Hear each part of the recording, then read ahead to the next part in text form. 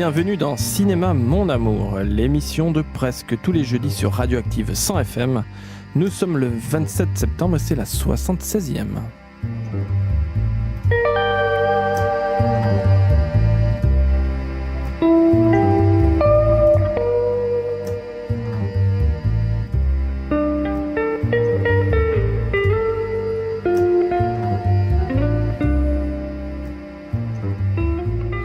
Bonsoir à tous, nous sommes très heureux de vous retrouver pour une heure de cinéma à passer ensemble avec des news, des coups de cœur, des coups de gueule, il va y en avoir, des coups de griffe aussi, j'ai l'impression qu'il va y en avoir pas mal. Tout ça avec de la bonne humeur, bien sûr un peu de mauvaise foi parfois, mais toujours avec passion et humour. C'est Cinéma Mon Amour. Alors avant de vous présenter les chroniqueurs de ce soir qui m'accompagnent, qui ont eu la gentillesse de se déplacer, tout d'abord, voilà, on voulait quand même revenir sur l'émission de la dernière fois.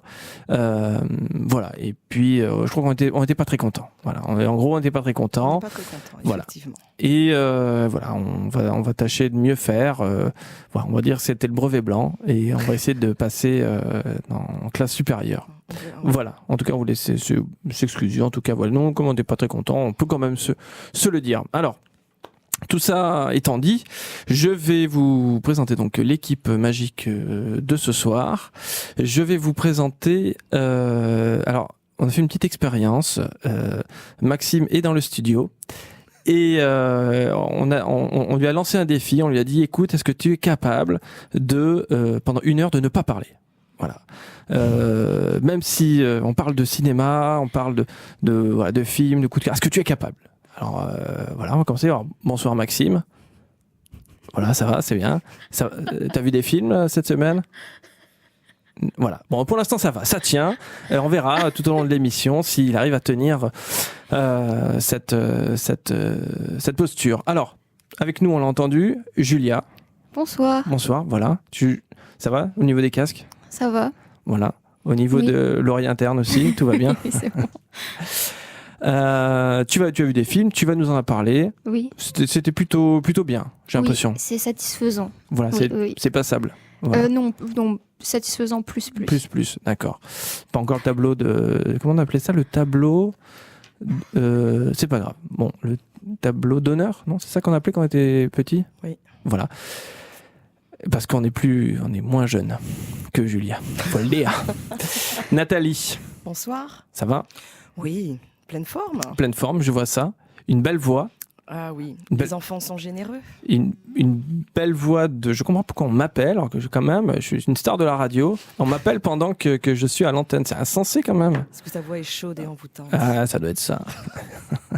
Bon, Nathalie, tu as vu des choses aussi? Oui, j'ai vu beaucoup de choses. Est-ce que tu regrettes d'avoir vu beaucoup de certaines choses?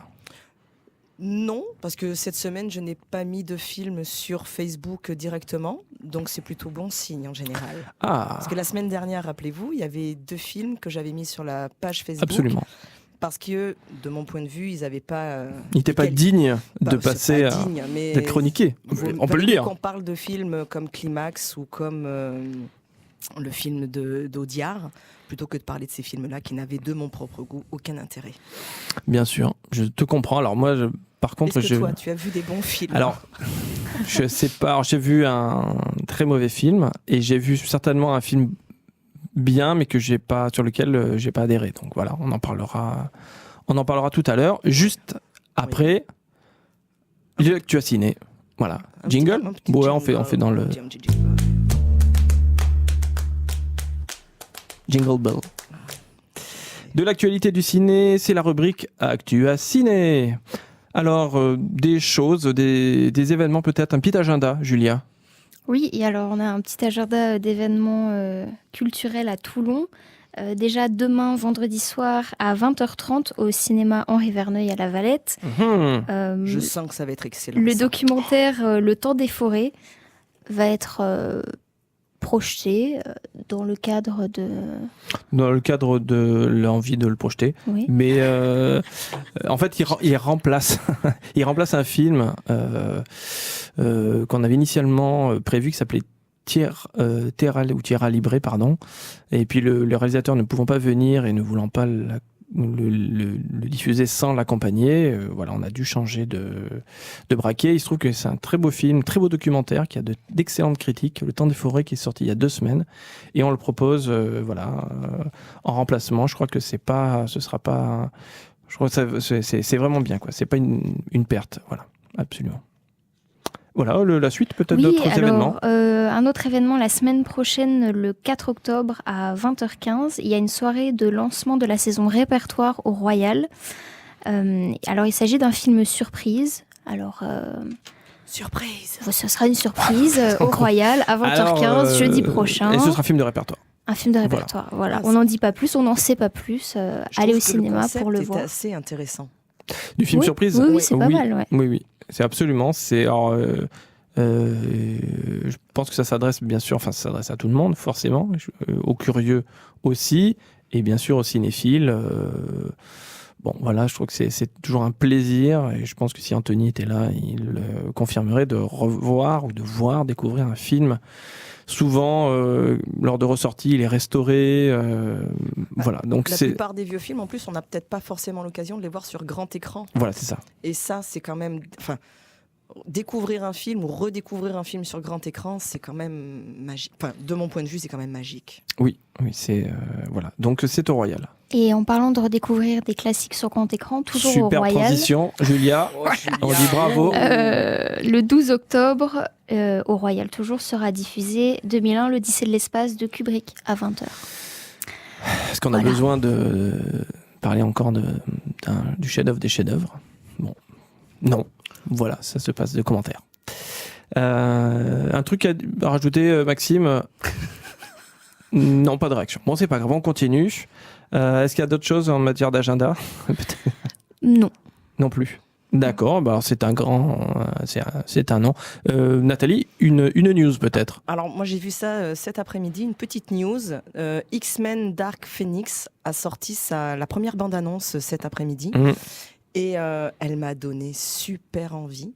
Et je l'ai trouvée très enivrante et très envoûtante, cette bande-annonce.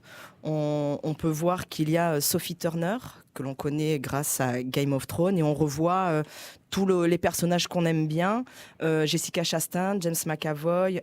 Jessica Chastain, c'est la première fois qu'elle apparaît dans X-Men. Oui, mais bon, c'était pour faire plaisir à Maxime. Je pensais avoir une réaction de sa part, mais j'ai rien. Non, il tient le coup, voilà, c'est assez fou. Ça fait quoi, même pas 8 minutes. Et c'est terrible. Hein. Pas d'intervention. Il Michael Fassbender, quand même. Donc là, voilà. Et puis Nicolas Hoult. Donc voilà, c'est vraiment... Jennifer Lawrence. Alors, il y a aussi des filles, hein, si je peux me permettre. Oui, excusez-moi. Voilà. Il y a Jennifer Lawrence. Voilà, Jennifer Lawrence. Je l'avais zappée, excusez-moi, vraiment. Moi, je l'ai vue. Bon, voilà, bref. Ah, tu l'as vue. Bon, je l'ai écoute, vu. voilà. Donc, je ne sais pas si vous l'avez vue. C'est vrai qu'on n'est pas trop pour montrer des bandes annonces, mais celle-là, elle fait envie, elle m'a donné envie. Je la mettrai sur le mur Facebook ce soir. Et quand est-ce qu'il sort le film ? Ouh là là. Le Bim. 13 février. Pas maintenant, d'accord. 13 février 2019. Ouais, on aura le temps d'en reparler. Oui, je pense qu'il va y avoir d'autres bandes annonces qui vont sortir comme ça. Absolument. Est-ce que toi, tu as une petite news ? Une petite news, c'est la suite de la news de la dernière fois, quoi, en fait. Et c'est vrai que la dernière fois, je m'étais un petit peu mis en colère contre effectivement les comédies faciles, mal ficelées, mal écrites, mal réalisées, mal montées, tout ce que vous voulez, comédie française. Là, on a peut-être la palme. Alors là, je crois qu'on vient d'atteindre encore un sommet. Alors, j'aime pas trop quand même dire du mal. Dire du mal, c'est pas mon genre, du tout. Surtout quand j'ai pas vu le film. Mais effectivement, on peut quand même dire qu'une adaptation française de Nicky Larson, la célèbre animation japonaise série des années 80. Fin des années 80, début des années 90. 92 exactement. Qui pour certains est un... Ah bah c'est un chef-d'œuvre. C'est un chef-d'œuvre. Moi je peux considérer, j'étais un peu grand quand même. Mais c'est vrai que t'es plus âgé que nous. Voilà. Mais j'avais quand même, je regardais et je trouvais ça assez insensé parce que c'est vraiment... comment dire, très représentatif de ce que peut nous donner en gros le continent asiatique en matière même d'image. C'est-à-dire que c'est un dessin animé, comme dans beaucoup de films que nous envoient les Asiatiques, toutes nationalités confondues, c'est ce fabuleux mélange des genres qu'on peut avoir dans les films. C'est-à-dire qu'on peut passer du burlesque au dramatique, au sentimental, à la comédie, enfin bon, au slapstick. Enfin bon, ils ont aucun problème pour passer d'un genre à l'autre au sein même d'une même séquence. Enfin bon, bref, c'est vrai dans les films et c'est vrai dans les dessins animés et dans celui-là en particulier. Nicky Larson, c'est à la fois un détective privé. Donc il y a des enquêtes, il y a de l'humour, il y a du grotesque, et il y a du libidineux. Et je pense que c'est ça que, on va dire, beaucoup de garçons ont quand même retenu. Et ça a même peut-être servi à certains à se dégourdir des choses. Et voilà. Donc, si vous voulez, pour toutes ces raisons, peut-être pour la dernière en particulier, c'est resté dans une sorte d'imaginaire collectif. Et un Français, et pas des moindres, c'est-à-dire que dit, tiens, on va adapter ça. On va adapter ça en France. Bon, par des Français. Alors déjà, c'est quand même la pire des idées. On va dire, sur le papier, c'est la pire des idées. Et surtout, ils prennent une des pires équipes, c'est-à-dire l'équipe de babysitting, Philippe Lachaud et compagnie, même si le premier babysitting était assez drôle. C'est quand même très cheap. Voilà. Et la première bande-annonce est sortie. Et comme on pouvait le craindre, c'est une catastrophe. Et bon, je crois que les premières critiques... Je n'ai pas envie de passer pour un troll parce que c'est vraiment abominable, ce truc de baver toujours sur les choses. Mais voilà, disons qu'il y a d'extrêmes réserves. Et j'ai quand même expliqué pourquoi il y avait ces réserves. Voilà. Non, mais je suis assez d'accord. C'est vrai que notre génération, très cher Luc, en sachant que la version que nous avions en France était quand même censurée. Absolument, c'est tout à fait la vrai. Version, elle était censurée et je me demande... c'est plus graveleux dans le... C'est beaucoup plus graveleux, oui. Voilà. Après, l'annonce du projet m'avait pas fait envie, m'avait même fait peur. Je trouve pas ça m'a pas alléché comme X-Men, je te le dis honnêtement. D'accord, je te laisse l'entière responsabilité de tes propos concernant la bande-annonce de Nicky Larson.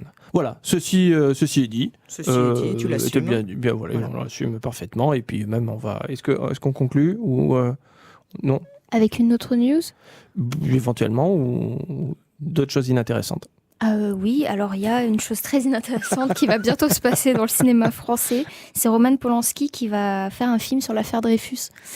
Il appelle ce film J'accuse, et Dreyfus, ce sera Louis Garrel, Nathalie. Ah bon? C'est pas Jean Dujardin? Et non, Jean Dujardin, il joue quelqu'un dans... Alors, je sais plus très bien lequel, d'accord, mais okay. c'est pas Dreyfus. J'ai cru. C'est Louis Garrel. Bon, écoute, pas d'avis. Pas d'avis, on attend de voir un peu plus. On attend de voir. Alors, on enchaîne tout de suite avec la première chronique, et c'est toi, Nathalie, qui va nous parler donc de la prophétie de l'horloge. La prophétie de l'horloge, exact. Cette aventure magique raconte le récit frissonnant de Lewis, 10 ans, qui part vivre chez son oncle, Jack Black, après le décès de ses parents, dans une vieille demeure où résonne un mystérieux tic-tac. Ce film vise bien évidemment les enfants. C'est un film, de mon point de vue, sans surprise. Chaque génération a besoin d'un film teenagers. À mon époque, je vous parle dans les années... D'un temps... non. Moi, j'ai eu les Goonies. Et moi aussi, je l'ai eu. C'est normal. Je l'ai vu, tu l'as vu plus tard. Je l'ai vu au cinéma quand il est sorti, en 85. Voilà. Je pense que Julia est plus dans la catégorie Jumanji. Ou même pas. C'est plutôt 95. Anthony. C'est plutôt Anthony. Anthony. De toute façon, vous avez vu les deux. Harry Potter. Donc voilà. Et oui, c'est ça, c'est plus Harry Potter. Oui, c'est vrai, excusez-moi. Donc c'est, voilà. Ouais, ça change. C'est vrai qu'elle est beaucoup plus jeune. Bim dans la tête. Le film a de bonnes intentions, mais elle reste prévisible et sans réel suspense. Puisque contrairement au film cité précédemment, il y a certaines choses qui avaient déjà été vues et faites. Kate Blanchett et Jack Black sont venus chercher leur petit chèque. Je suis méchante. Quelle est méchante. Ouh, la méchante. Owen Vaccaro. Donc c'est le jeune Lewis. Il est sympathique, mais sans plus. Ouais. Alors que dans les autres films, il y avait quand même des personnalités qui ont fait plus tard carrière. J'attends de voir pour ce petit Exception garçon. de... Oui, il y a Josh Brolin dans l'Égonisme, mais bon. Quand même, Josh. Et puis il y a un Hobbit, quand même. Et ouais. Oui. Alors, est-ce que je vais vous parler de monsieur, et ça me fait vraiment mal, Kyle MacLachlan, monsieur pour moi Twin Peaks. Absolument. Qui est absolument grotesque. Agent... Merde, je suis plus sûr. Non, mais tu l'as zappé. Donc, dans le film, il est absolument grotesque. Donc, tout ça, c'est ma vision, moi, d'adulte, avec un certain passé de cinéma. Sauf que quand je suis allée voir le film hier, à un moment de sortir, j'ai rencontré un petit garçon de 5 ans. Et pour avoir un petit peu discuté avec lui, parce que je le connaissais... C'est pas un peu petit ? C'est un peu petit. Alors, non. Voilà, c'est la question, 5 ans. Voilà, 5 ans, moi aussi, j'ai eu un peu peur. Donc, j'ai discuté avec le papa. Il m'a dit, bon, le papa était à côté, il n'y a pas de souci. Mais le petit en est ressorti ravi. Il a vraiment beaucoup aimé. Donc, je pense que ce film-là, dépassé 12-13 ans, c'est mort.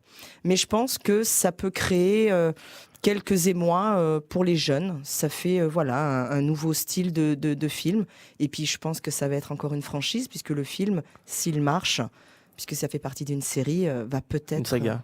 Alors, il faudrait préciser que le film, et c'était quand même la particularité du film selon moi, est réalisé par Eli Roth, qui est quelqu'un d'assez connu dans le monde du film...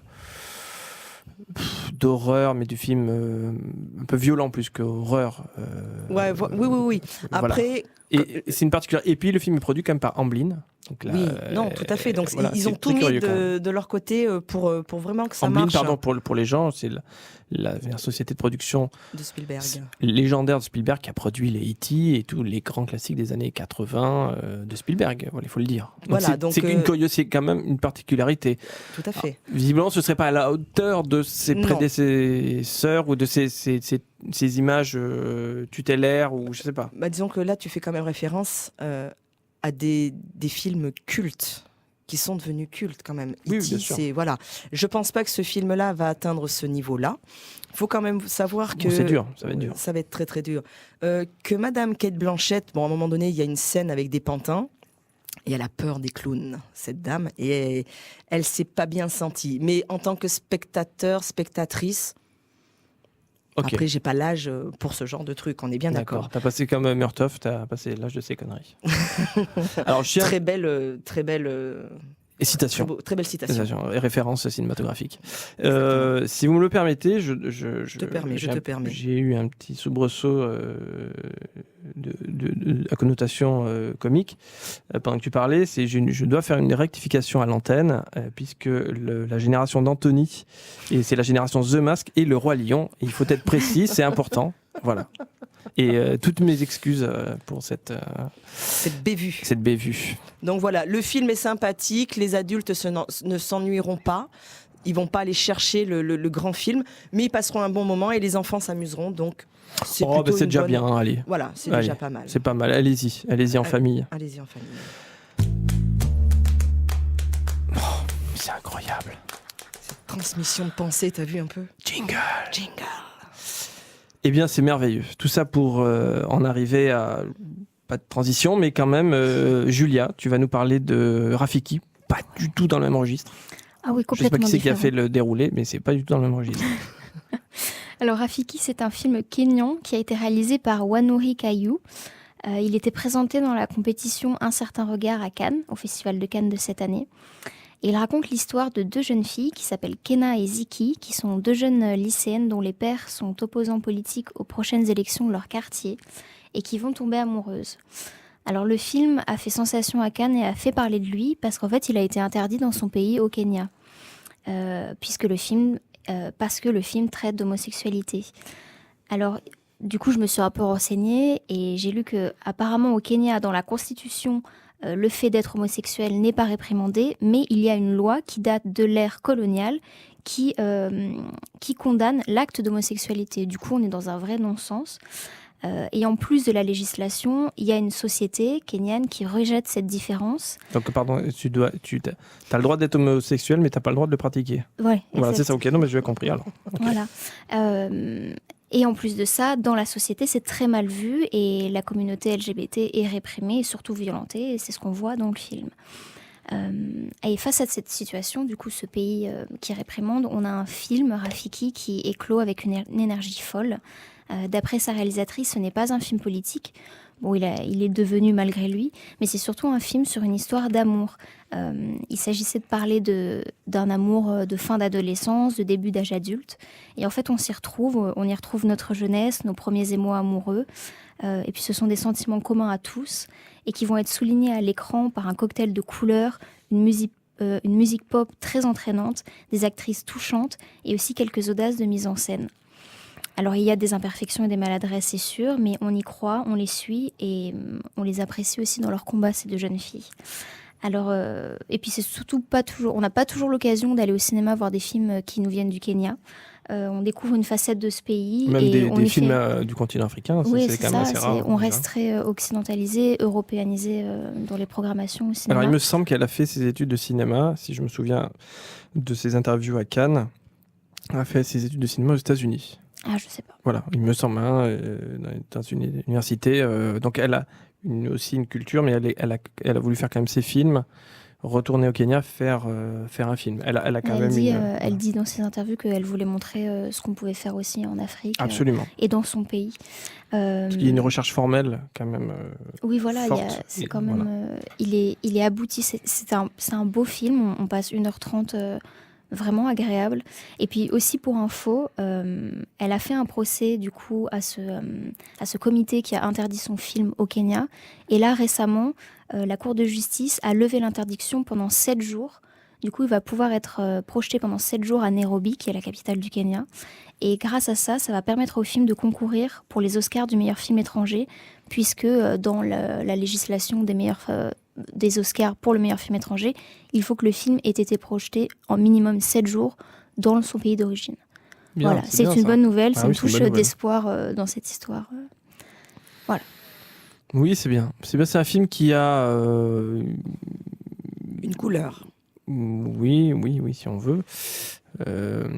C'est un film qui il a pas chamboulé le Cannes, mais bon voilà, il a été remarqué. Voilà, il a été quand même beaucoup remarqué à Cannes. Voilà, est-ce qu'il passe en ce moment? Il faut le dire, où est-ce qu'il passe? Oui, et il passe en ce moment au Royal. Voilà, eh bien, allez-y, allez au Royal. Oui, il faut y aller. Les actrices, elles sont très très bonnes, elles jouent très très bien, mais j'ai trouvé d'une beauté. Ah ouais, alors là. D'une beauté renversante et d'une gentillesse renversante, parce que j'ai eu la chance de le voir donc à Cannes cette année et je les ai croisées dans le palais. Et elles sont d'une humilité et d'une gentillesse assez incroyable. Et moi, le film, tu l'as très très bien dit, il révolutionne pas le genre, mais il montre une certaine vision et ce que les jeunes femmes et les jeunes hommes vivent là-bas, et c'est violent, quoi. Et donc le film, moi, m'a énormément plu, m'a touché, il m'a bouleversé. Eh bien, c'est sur cette note émouvante que voilà, on close cette chronique. Merci beaucoup, Julien.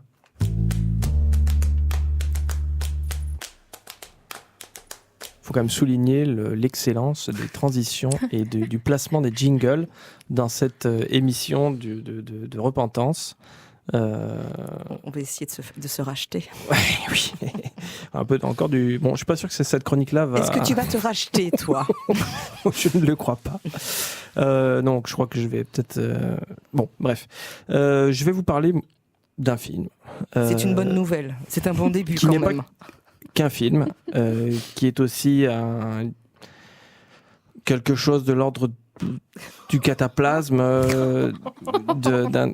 Je sais pas comment vous expliquer ce que j'ai ressenti quand même quand je suis sorti de la projection. Je crois. Le titre du film, s'il te plaît. Est-ce que c'est vraiment la peine? Oui. Ah oui, franchement, oui. Parce que moi, le film m'avait donné envie de le voir. Oui. Alors, le film, c'est Un peuple et son roi. Alors, effectivement, on en parle. Si vous voulez, pas trop d'images. Je crois que j'aurais préféré me faire épiler les testicules avec de la cire chaude plutôt que d'aller voir ce film. Alors je suis désolé pour les images mentales que je véhicule, mais je crois que c'est à peu près c'est à peu près ce que je ressens du film. Alors voilà, film de Pierre Schoeller. Bon voilà, bah attendez, pardon, je discute. Excuse-moi, j'ai une vision. Mais voilà, je suis désolé. Voilà, mais sachez que c'était douloureux pour moi aussi. D'accord. Voilà, on a bien j'essaye compris. de vous transmettre Ta douleur. Exactement, l'état dans lequel j'étais. Je n'étais pas le seul. Peut-être pas à penser ça, peut-être, mais à être consterné. Je l'avais vu dans un prévisionnement au mois de juin avec beaucoup d'autres exploitants de cinéma. Et bon, c'était unanime. Et si vous voulez, c'est une première, on va dire, une première peine. Et la double peine, c'est que je me suis douté qu'à la sortie du film, il y aurait quand même quelques journalistes qui trouveraient ça fantastique. Et ça n'a pas loupé. Et il y en a quand même beaucoup. Alors que bon, sur Internet, bon, c'est pas un mystère, quoi. Le film est un naufrage, quoi. C'est même pas un accident, c'est le Titanic, mais en pire, quoi. Il y a rien à en tirer. Effectivement, alors, le distributeur essaie de le vendre comme un film historique. Alors c'est pas du tout une fresque historique. Je crois que Pierre Schoeller, d'ailleurs, c'était pas du tout son intention. Je crois qu'il a perdu même l'idée de son intention. C'est quelqu'un qui a fait l'exercice de l'État, c'est quelqu'un qui a quand même une ambition à la fois auteuriste, artistique, esthétique et tout plein d'autres tics. Mais là, il se retrouve avec un film en costume et il se dit ouais, alors je vais faire un film en costume, je peux pas faire un film épique quand même, je peux pas faire un péplum ou un truc comme ça.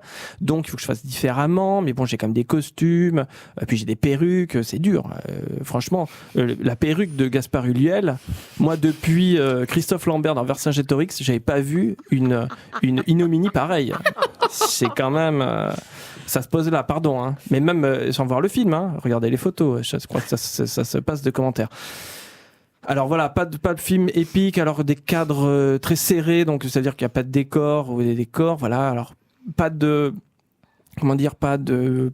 d'envolée lyrique non plus, parce que voilà, donc beaucoup de symbolique sur laquelle on passe un petit peu à côté. Je crois il y a 10 minutes, il y a tous les acteurs qui regardent un mur qui se fait déconstruire brique par brique. Pendant, je sais pas, 5-10 minutes, tout le monde est heureux. Peut-être que le mur est important. Il y a de la symbolique, mais bon, alors, il a pas voulu raconter à la fois la grande histoire, mais à la fois la petite, et puis la grande, et puis la petite dans la grande dans la petite. On s'est dit, il manquerait plus qu'il y ait Denis Lavant qui déboule, et paf, ça a pas loupé. Denis Lavant déboule, habillé en Eli Kaku des années 80. Et là, on plonge. Alors là, c'est la plongée, l'apnée totale. Bon, est-ce que je dois en faire encore plus ou je crois que ça suffit? Alors, Maxime m'a laissé un petit mot. Maxime est là. Est-ce que tu veux réagir quand même? J'ai de quoi réagir. Là, depuis tout à l'heure, il n'y a pas de réaction. Voilà. On l'a perdu. Et c'est lui qui est dans l'apnée là. Les reconstitutions prises, c'est dans du formol, donc là-dessus, il te suit. Denis Lavant, par contre, il compose un Marat plus vrai que nature, selon lui. Parce qu'on a des enregistrements de Marat, on a des vidéos de Marat. Il y a du YouTube sur Marat. Tu es désagréable. Oui. Après, il trouve que donc Pierre Schoeller s'attache un peu trop à recréer des scènes clés de la Révolution française et qu'il oublie par moment de développer ses personnages. Voilà. Ouais. Alors, donc tu viens de le nitrater quand même dans les grandes largeurs. Oui, c'est vrai, j'ai rarement des visions nitraté, quand même. Pardon. Alors, moi j'avais vu, comme je le dis à chaque émission, dès qu'il y a un film un petit peu historique ou avec des consonances, j'aime ça. Et quand j'avais vu la bande-annonce, donc déjà le pitch, le petit résumé, ça m'avait donné envie, puisque dans mon jeune temps... Par contre, l'image, ça t'a tout de suite... Non, alors dans mon jeune temps, il y avait un film, de mon point de vue absolument sublime, qui s'appelle Chouan, que j'adore. Et je me suis dit, tiens, ça va être dans la même veine. La bande-annonce m'a un petit peu refroidi, mais je me suis dit, souvent les bandes-annonces sont un petit peu tronquées et peut-être qu'ils vendent mal le film. Laurent Lafitte, je crois qu'il est grotesque. Mais c'est pas le... Alors, je vais être honnête. C'est pas le pire? Si. Enfin, non, je vais être honnête, ils sont tous mauvais. Ce qui est marrant, c'est qu'il y a un casting de malade, même dans des seconds rôles. C'est ça, il y a un casting assez incroyable. C'est un name dropping assez, même dans des tout petits rôles. Tout le monde est très mauvais. Il y en a 2 qui s'en sortent plutôt pas mal. C'est 2 très bons acteurs. C'est Adèle Haenel. Toujours. Et Louis Garrel. Voilà. Je dois le dire. Il y a Louis Garrel aussi. Il y a Louis Garrel qui fait Robespierre. Voilà. Ah oui, pardon. Mais c'est bien parce que vous m'avez quand même, Maxime et toi, bien nitraté le film. Et donc, du coup, j'ai plus envie du tout d'aller le voir. Ah bah, à moins que tu as envie. Non, je suis pas maso. Oui, voilà. Non, mais après, il faut le dire. Mais bon, donc Et alors, si tu devais retenir. On va essayer d'être positif. On a essayé essaye de me retenir un truc positif sur ce film. Je te dis, il y a 2 acteurs qui arrivent à sortir parce que c'est 2 bons acteurs. Je sais pas, je suis perdu dans ce film. Je suis perdu parce que si vous voulez 2-3 indiscrétions quand même à Cannes, on a su par on va pas dire des membres proches de l'équipe du distributeur que effectivement ils sont vus débouler ce film là.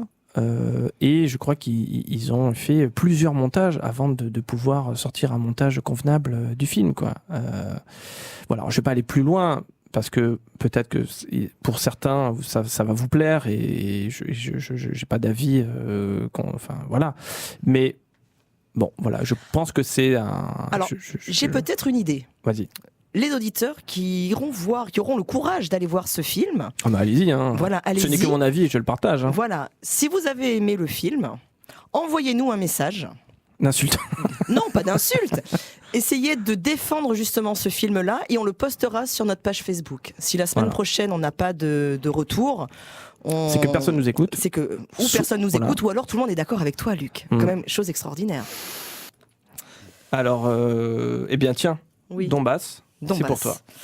Donbass. Alors, Donbass, c'est une région de l'Est de l'Ukraine en rébellion avec l'autorité de Kiev, qui est soutenue par la Russie. Le réalisateur, alors excusez-moi si je le prononce mal, Sergueï Loznitsa, que j'avais découvert moi l'année dernière à Cannes, dans une femme douce. Qui était aussi projeté à Cannes, nous dépeint le quotidien des habitants de cette région par l'intermédiaire de 13 tableaux qui reconstituent un petit peu les dérives de cette société dans laquelle vit cette région.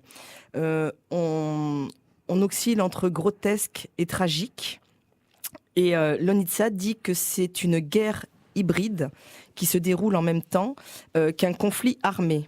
Donc, c'est accompagné de meurtres, de vols et d'humiliation de la population.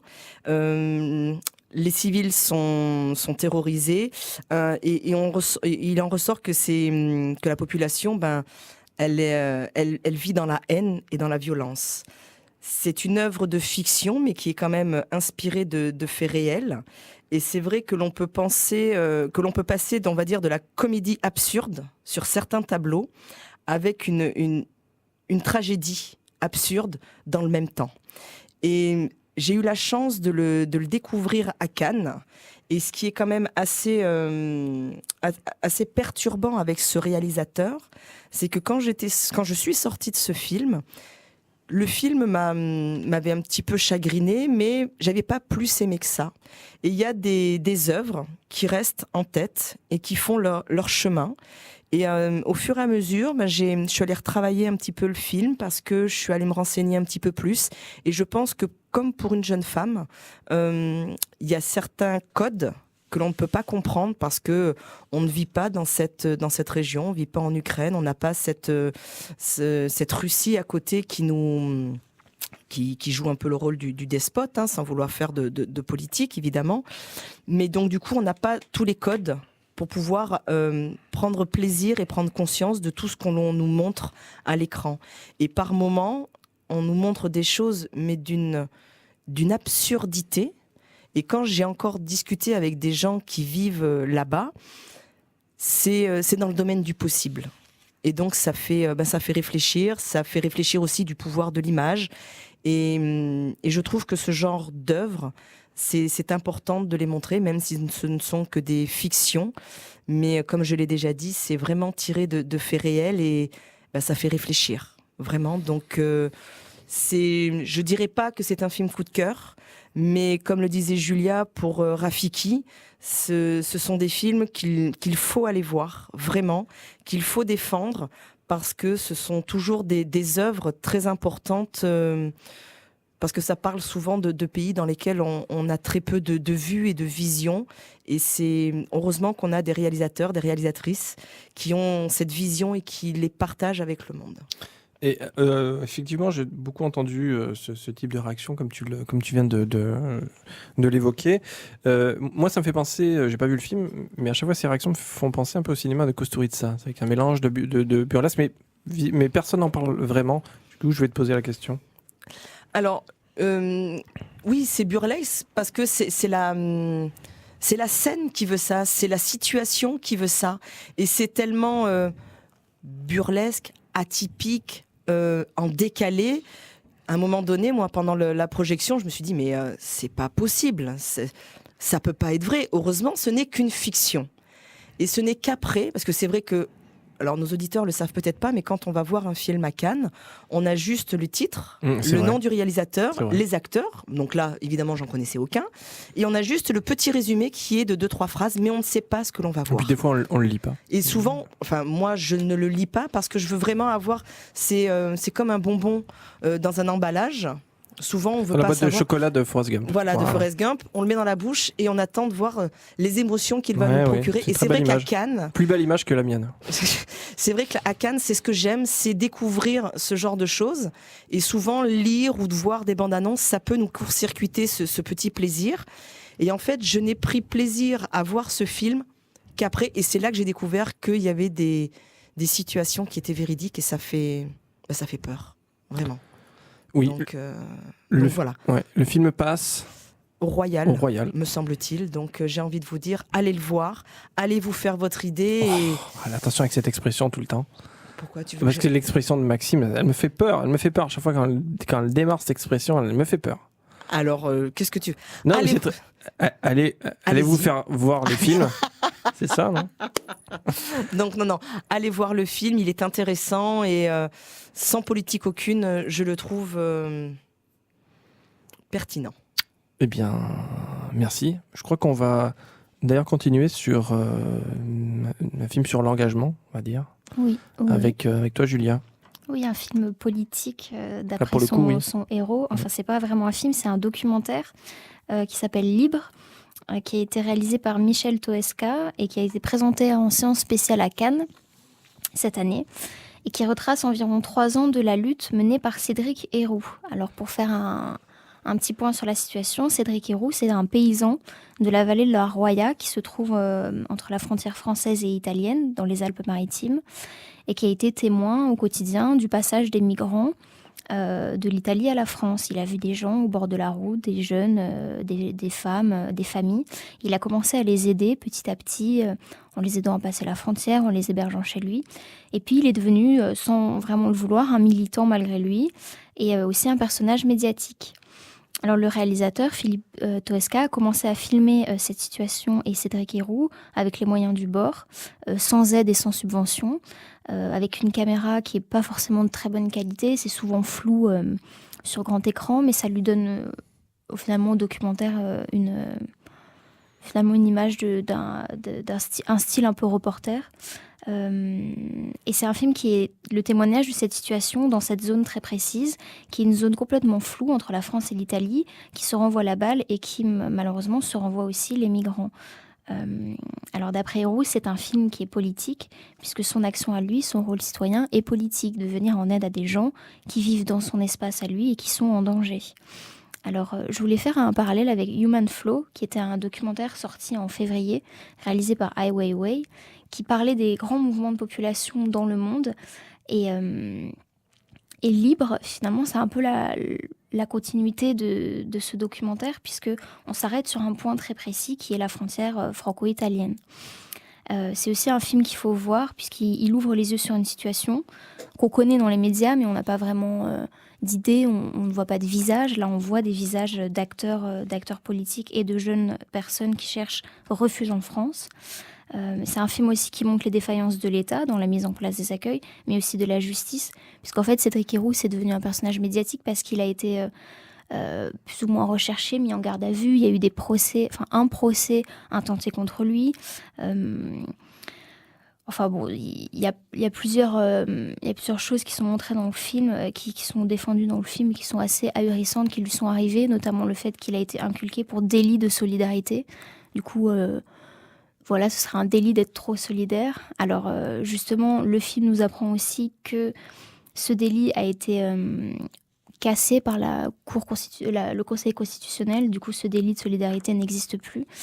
Alors, dans tout ça, ce film montre des grosses problématiques d'une situation contemporaine actuelle, mais aussi il montre plein d'espoir, puisqu'il nous montre des réseaux de solidarité qui se sont mis en place. Et puis, je suis allée le voir au Royal en avant-première il y a une semaine. Et la salle était pleine, j'ai jamais vu le Royal comme ça. Il y avait beaucoup de monde qui attendait, de gens qui faisaient la queue. Et ça donne de l'espoir. Je trouve que c'est très, très positif. Et puis, d'avoir rencontré, puisqu'il était présent, Cédric Héroux, pendant la projection, c'était assez fort, puisque c'est une vraie force de la nature, ce monsieur.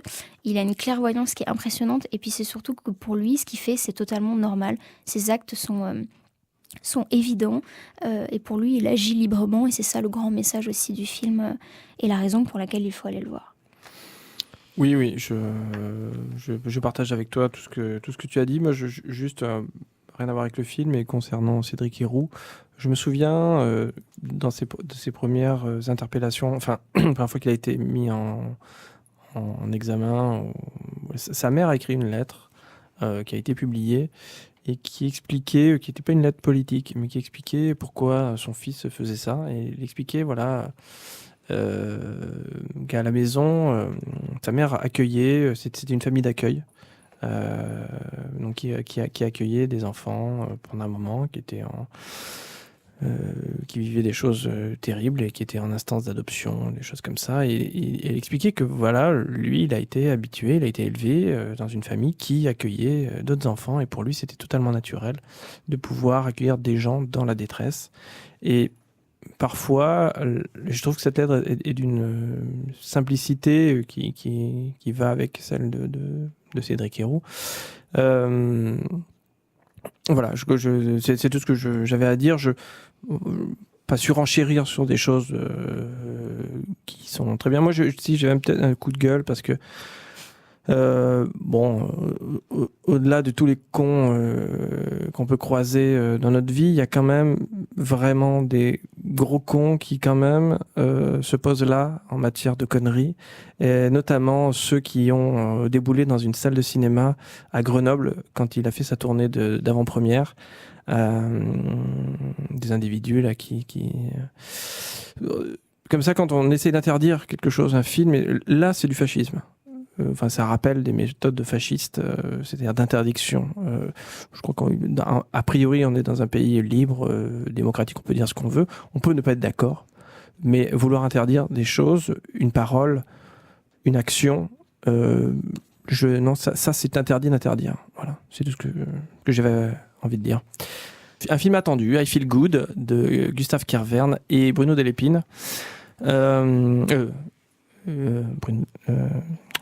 Bref, peu importe. Et voilà, je suis complètement perdu. Et donc c'est un film qui était attendu parce que on aime bien Kervern et Delépine. Tu aimes bien Kervern et Delépine?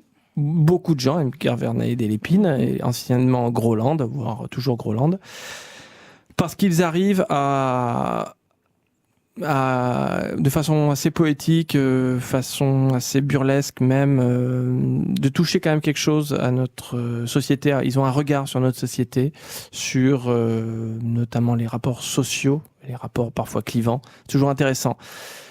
I Feel Good, moi personnellement, j'ai pas adhéré. Alors c'est un peu, on n'est pas dans Un peuple et son roi, on est très très loin, hein, je vous le dis. Je vous ferai pas d'image. Non, pitié. J'en ai fait une, ça suffit. Elle est encore gravée. Oui, malheureusement. Et voilà, non, I Feel Good, si vous voulez, c'est la rencontre entre deux comiques, l'humour de Kervern et Delépine, et puis malgré tout Dujardin et son humour. qui emprunte de plein de choses. Dujardin, c'est aussi quelqu'un que j'aime beaucoup. Je trouve que c'est vraiment un bon acteur qui a... Il a une statuette pour le prouver aussi, non ? Oui, mais ça, des fois, ça veut rien dire. Mais en l'occurrence, je trouve qu'en vieillissant et de rôle en rôle, il a réussi. Alors, la maturité, c'est un peu compliqué comme concept, mais en tout cas, à ouvrir son jeu. Il a une sérénité. Voilà. Et je trouve qu'il a une sérénité dans son jeu qui est très agréable. Et là, pour moi, la greffe n'a pas prise. Voilà. Ouais, entre ces deux humours, ça vient aussi du fait, je crois que c'est pas extrêmement bien écrit. Je crois qu'ils ont voulu mettre d'un côté, alors l'histoire c'est Yolande Moreau qui est présidente, ou je sais pas, qui dirige un centre Emmaüs. Et elle a un frère qui donc beaucoup de la bienveillance, de la bonne volonté, le partage, etc. Et puis elle a un frère qui déboule, qui est Jean Dujardin, et qui une sorte de naïf qui veut faire fortune, complètement individualiste. Donc ça crée, vous voyez, le clivage de deux personnes dont tout s'oppose, machin. Sur le papier, on peut se dire, tout s'oppose, alors il y a plein de contradictions, ça va faire rire, ça peut faire rire, mais il faut un peu d'écriture quand même pour que les choses rigolent. Et c'est, moi perso, je pense que ça matche pas. Après, vous ferez chacun votre avis, parce que là, moi, autant j'ai été péremptoire sur Un peuple et son roi, autant là je ne le suis pas. Je pense que c'est moi qui n'ai pas bien adhéré. Voilà, je crois qu'une des erreurs, c'est d'essayer d'opposer du côté la bienveillance avec l'Emmaüs, etc. De l'autre côté, un gars qui représente la Startup Nation, vraiment le macronisme, si on veut être vraiment concret, c'est-à-dire le self-made man. Mais c'est vraiment un peu caricaturé. Je crois qu'il maîtrise pas ça. Autant il maîtrise très bien les clivages, la violence entre classes sociales, ouvriers, patronat. Ça c'est, il maîtrise très bien. Il y a il y a une bonne histoire. Il y a beaucoup de références. Il maîtrise vraiment tout ça. Autant ça, Startup Nation, je crois que c'est un petit peu téléphoné. Et opposer les deux, ça n'a pas de sens, parce que c'est comme si tu pouvais faire une start-up et que tu pouvais pas être bénévole à Emmaüs, tu vois. C'est bizarre. C'est un clivage, moi, que je trouve un petit peu artificiel et naïf, un peu comme le personnage. D'accord. Voilà, donc je trouve qu'il y a un problème d'écriture. Après, il y a une partie, on est carrément dans du burlesque, ça se passe en Bulgarie. Bon, bref, là non plus, bon, so what. Il y a la fin. Il y a la fin qui est absolument extraordinaire. C'est bizarre, hein, je vous dis ça. Et la fin extraordinaire, carrément, on pourrait dire que ça sauve le film. En tout cas, pour moi, ça ne matche pas, mais la fin est extraordinaire. Donc allez-y. Voilà. Allez-y, faites votre idée, allez vous faire voir les films. Tu n'es pas si désagréable que tout à l'heure. Non, je suis désolé, je te laisse pas beaucoup pour L'ombre d'Émilie. Non, mais j'en ai pas besoin de beaucoup plus. Donc je suis allée voir aussi L'ombre d'Émilie, qui était projetée lundi en avant-première à Pathé Liberté, en VO, s'il faut quand même le dire. Donc c'est un film de Paul Feig. Paul Feig. Paul Feig. Ah, oui, bah écoute, je suis française et fière de l'être. Ouais, Feig. Pour l'histoire, c'est Stéphanie qui cherche à découvrir la vérité sur la soudaine disparition de sa meilleure amie, Émilie. Alors pourquoi je suis allée voir ce film ? Parce que j'aime beaucoup Anna Kendrick. Je trouve qu'elle a une évolution de carrière assez sympathique et je trouve qu'elle démontre des choses plutôt sympas. Après, moi, je partage ton avis. On a Blake Lively, qui nous arrive, on va dire, de Gossip Girl, me semble-t-il. Ça, c'est un peu... Et puis, c'est surtout la femme de Ryan Reynolds. Voilà, quand même. Et c'est la mère de son enfant. Voilà, de ses enfants, parce qu'ils en ont deux, quand même. Déjà oui. T'as pas le temps donc, de retourner. Après, je pensais aller voir une petite comédie, parce qu'on connaît le réalisateur, une petite comédie style Desperate Housewives. Pas du tout. C'est une comédie un petit peu mordante, avec un petit peu d'humour. J'ai passé un bon moment. J'en garde pas un souvenir émouvant, mais c'est aussi ça le cinéma, c'est d'aller voir des petits films sympathiques qui sur le moment sont sympas et vite vus, vite oubliés. Voilà. Bon. Mais franchement, qui est parfois la fonction du cinéma. Voilà, c'est la fonction du cinéma. Parfois. C'est pas désagréable. C'est aussi ça le cinéma. On peut pas à chaque fois avoir des coups de cœur. Non. Là, le film, il a une bonne signature. Voilà. Ah bah, c'est parfait. En plus, toi, tu as une bonne signature Parce que j'ai Foundation à côté. Ah, mais ouais. J'ai Foundation. Bon, eh bien, écoutez, voilà, j'espère que cette émission vous a plu. Nous, on se retrouve la prochaine fois, peut-être même la semaine prochaine, si je ne m'abuse. avec toujours des films. Voilà, c'est le temps des sorties. Hein. Voilà, c'est le temps c'est la rentrée. Hein. Voilà. Donc voilà, allez au cinéma, faites votre idée, n'hésitez pas à nous faire part de vos avis, de vos mécontentements, voilà, de l'amour.